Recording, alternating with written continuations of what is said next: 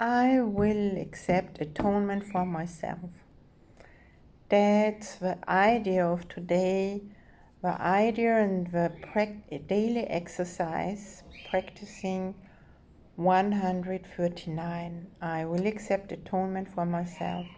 Hi, here's Katherine Bihlmeier, the author of a book of The Soul on Fire, bringing you a possibility to read something, to listen to something, to practice for a day and see the inner space that opens up and the deeper peace showing up and the stillness and more love, more happiness showing up. That's the possibility. And more lightness. So remember, you do not need to believe all that. Just do it and just read it or listen and re-listen to open up to a space where you and your true essence is at home. So go and find your true essence again, which is so different than what you think who you are or what you are in the ego mind world. So I will accept atonement for myself. Here's the end of choice. For here we come to a decision to accept ourselves as God created us. Or for here we come to a choice to allow ourselves as God created us. That's up to you what you choose. And what is choice except uncertainty of what we are? There is no doubt that is not rooted here. There is no question but reflects this one. There is no conflict that does not entail the simple question, what am I? Yet, who could ask this question except one who has refused to recognize himself? Only refusal to accept yourself could make the question seem to be sincere. The only thing that can be surely known by any living thing is what it is. From this one point of certainty, it looks on other things as certain as itself. Uncertainty about what you must be is self-deception on a scale so vast its magnitude can hardly be conceived. To be alive and not to know yourself is to believe that you are really dead. For what is life except to be yourself, and what but you can be alive instead? Who is the doubter? What is it he doubts? Whom does he question? Who can answer him? He merely states that he is not himself. Therefore, being something else becomes a question of what that something is. Yet, he could never be alive at all unless he knew the answer. If he asks as if he does not know, it merely shows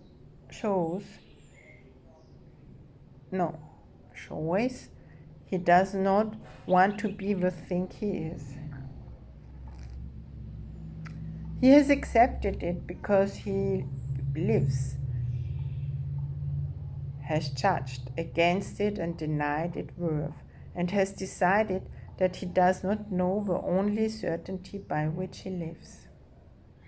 Thus, he becomes uncertain of his life or what it has been denied by him.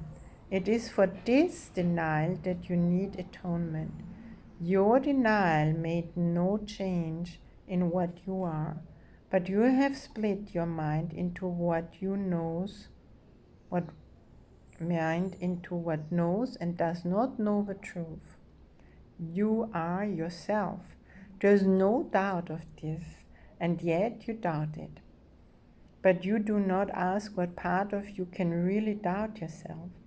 It cannot really be a part of you that asks this question.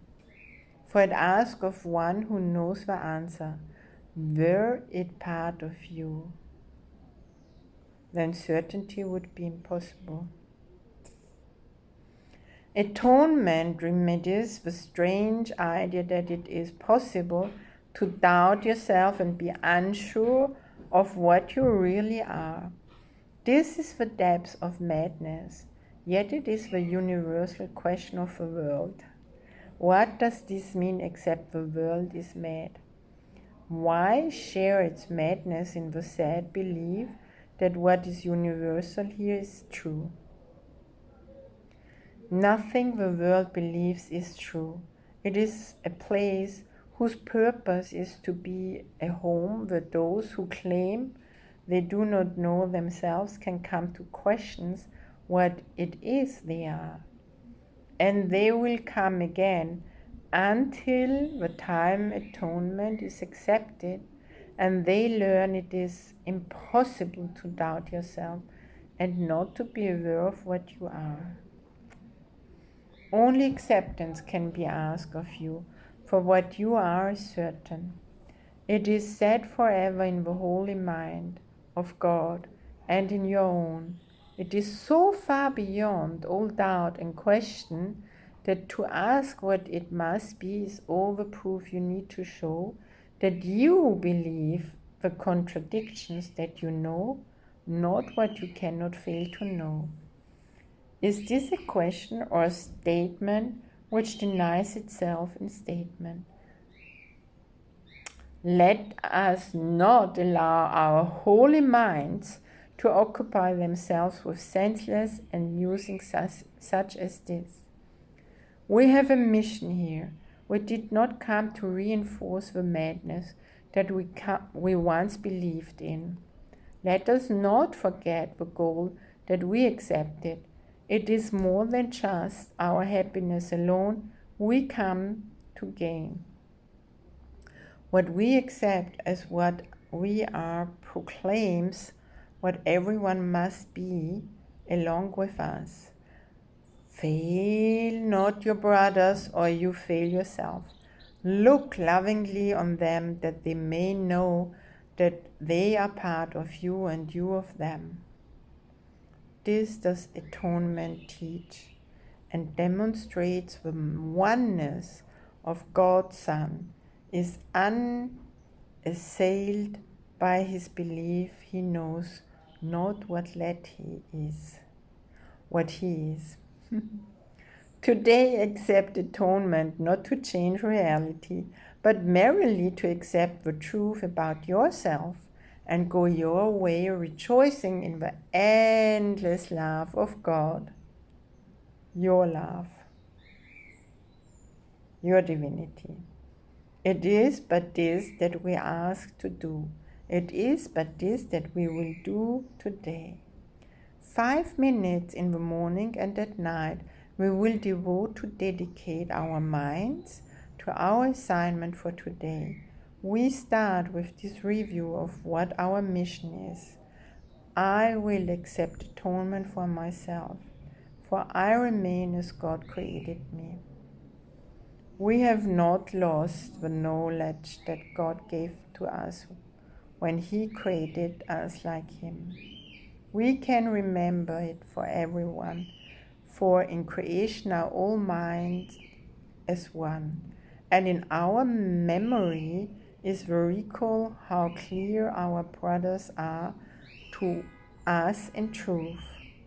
How much a part of us is every mind, how faithful they have really been to us, and how our Father's love contains them all. In thanks for all creation, in the name of its Creator and His oneness with all aspects of creation, we will repeat our dedication to our cause today, each hour, as we lay aside all thoughts that would distract us from our holy aim. For several minutes let your mind be cleared of all the foolish cobwebs which the world would wave around the Holy Son of God, and learn the fragile nature of the chains that seem to keep the knowledge of yourself apart from your awareness. As you say, I will accept atonement for myself. I allow atonement for myself, for I remain as God created me. Wonderful. You remain as God created you. That's the same what He created me. No difference. So I wish you an amazing atonement, and I wish you also a good remaining in God creations in you, and finding your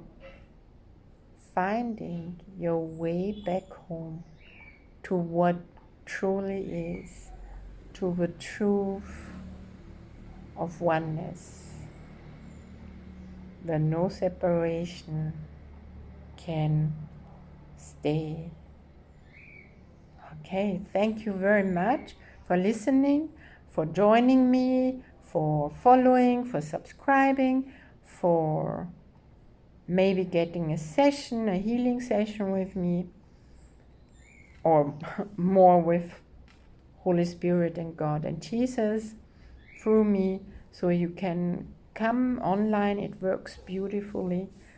It can be done in speaking, or it can be done with a bodywork session. Even online it works perfectly, and you can even have both.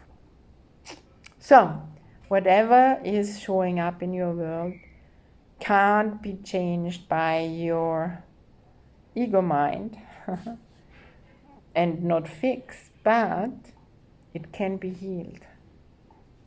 It can be healed. In God it can be healed because it's already healed. So I hug you and I bring you the next exercises. Bye for now.